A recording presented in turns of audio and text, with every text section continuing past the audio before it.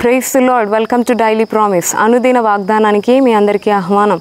ఈరోజు దేవుని యొక్క వాక్యం మనం చూసినట్లయితే మొదటి సమూయేలు గ్రంథం 1వ అధ్యాయం 18వ వచనంలో ఒక చక్కని మాట ఈ విధంగా వ్రాయబడి ఉందండి. ఏమని అంటే, తరువాత ఆ స్త్రీ తన దారిని వెళ్ళిపోయి భోజనము చేయించు నాట నుండి దుఃఖముఖిగా ఉండుట మానెను. ఈ మాట ఎవరి కొరకు సెలవిస్తుంది అంటే, హన్నా గురించి దేవుడు లిఖించాడండి పరిశుద్ధ గ్రంథంలో. హన్నా అంట తరువాత ఆ స్త్రీ అంటే తరువాత హన్నా తన దారిని వెళ్ళిపోయి భోజనం చేయించు నాట నుండి దుఃఖముఖంగా ఉండడం మానేసిందంట. హన్నా యొక్క స్టోరీ మనం గమనించినట్లయితే హన్నా జీవితంలో గర్భం లేదు, సంతానం లేదు, సంతానం లేకుండా బాధపడుతుంది. యెహోవాయే హన్నా జీవితంలో సంతానం లేకుండా చేశాడంట. హన్నా ఒక మంచి భక్తిపరురాలే, దేవుని సేవించే భక్తిపరురాలే, దేవుని యందు భయం భక్తి కలిగిన జీవిస్తున్న స్త్రీయే. అయినా తన జీవితంలో ఒక లోటు ఉంది, ఒక కొరత ఉంది. ఏంటి అంటే గర్భం లేదు. తన తోటి కోడలు ఆయన పెనిన్నాకైతే సంతానం ఉంది, బిడ్డలు ఉన్నారు. కానీ తన జీవితంలో పెళ్ళై ఎన్నో సంవత్సరాలు అయినప్పటికీ తన జీవితంలో సంతానం లేక బాధపడుతుంది.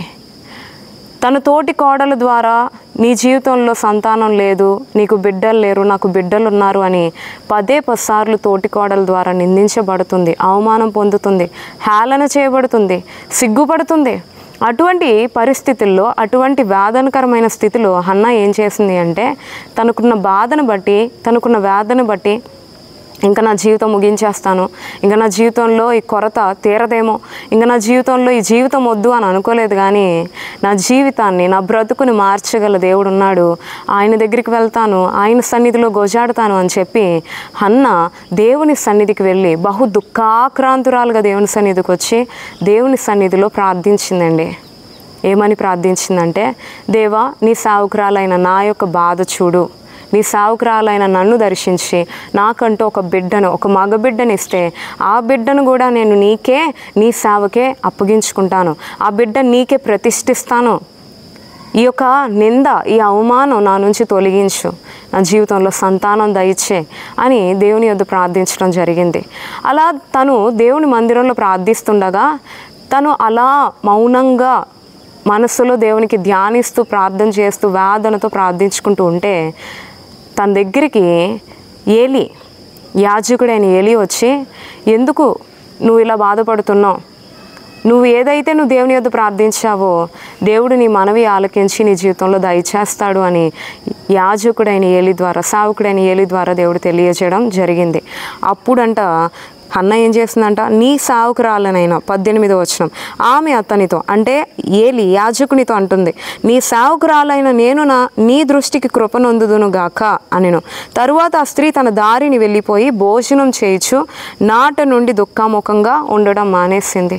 అంతవరకు హన్నా తన జీవితంలో బిడ్డలు లేరు, నాకు ఈ వేదన తొలగిపోవట్లేదు, నా హృదయంలో ఈ బాధ నిండిపోయిందని చెప్పి భోజనం చేయడం మానేసింది, వేదనతో కృంగుదలతో ఉంది. కానీ ఎప్పుడైతే దేవుని మందిరంలోకి వెళ్ళి దేవుని మందిరంలో ప్రార్థించిందో దేవుని సేవకుని ద్వారా దేవుడు నీ ప్రార్థనకి దేవుడే జవాబిస్తాడు, నువ్వు క్షేమంగా వెళ్ళు అని సేవకుని ద్వారా దేవుడు ఏదైతే చెప్పాడో ఆ మాటను నమ్మిందండి. వెంటనే ఏం చేస్తుందంట, తరువాత ఆ స్త్రీ తన దారిని వెళ్ళిపోయి, తన ఇంటికి వెళ్ళిపోయి నాట నుంచి ఆ రోజు నుంచి దుఃఖముఖంగా ఉండడం మానేసి భోజనం చేయడం ప్రారంభించిందంట. ఈ మాటలు ఎందుకు సెలవిస్తున్నాను అంటే, ఈరోజు నీ జీవితంలో కూడా హన్నా వలె ఒక బాధతో, ఒక లోటుతో ఉన్నావేమో, నీ జీవితంలో ఒక లోటు ఉందేమో, ఒక కొరత ఉందేమో. ఈ బాధకరమైన వేదన పోదా, నా జీవితంలో ఈ దుఃఖం పోదా, ఈ హేళన, ఈ అవమానం నా జీవితంలో నుండి తొలగిపోదా అంటే హన్నా జీవితంలో తొలగించిన దేవుడే నీ జీవితంలో కూడా తొలగిస్తాడు.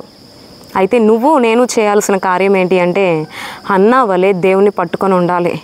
సంతోషంలో అందరూ ప్రభువుని పట్టుకుంటారు, సుఖంలో అందరూ దేవుని ఆరాధిస్తారు. కానీ కష్టంలో, వేదనలో, ఒంటరితనంలో ఎవరైతే దేవుని గట్టిగా పట్టుకుంటారో వారే నిజమైన భక్తులేండి. హన్నా తన ఒంటరితనంలో, వేదనలో, కృంగుదల పరిస్థితుల్లో కూడా దేవుని విడిచిపెట్టే వ్యక్తిగా లేదు, కానీ దేవుని గట్టిగా పట్టుకుంది.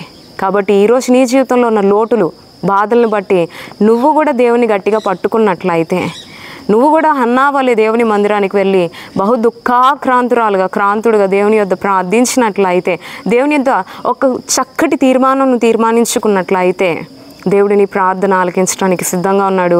నీ లోటు తీర్చడానికి సిద్ధంగా ఉన్నాడు.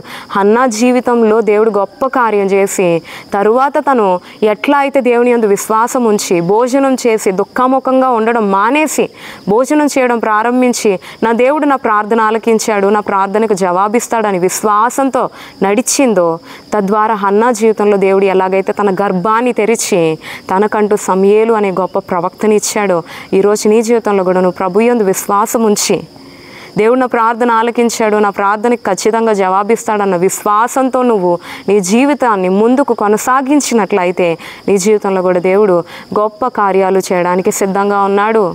గొప్ప ప్రవక్త అయిన సమూయేలుని హన్నాకి ఎలాగైతే ఇచ్చాడో గొప్ప ఉద్దేశాలు గొప్ప కార్యాలు నీ ఎడల కూడా దేవుడు జరిగించడానికి సిద్ధంగా ఉన్నాడు. కాబట్టి దుఃఖముఖంగా ఉండడం మానే దేవుని యందు విశ్వాసం ఉంచు, దేవుడికి ప్రార్థించు, దేవుడినే గట్టిగా పట్టుకో, దేవుడిచ్చే జవాబును పొందుకో.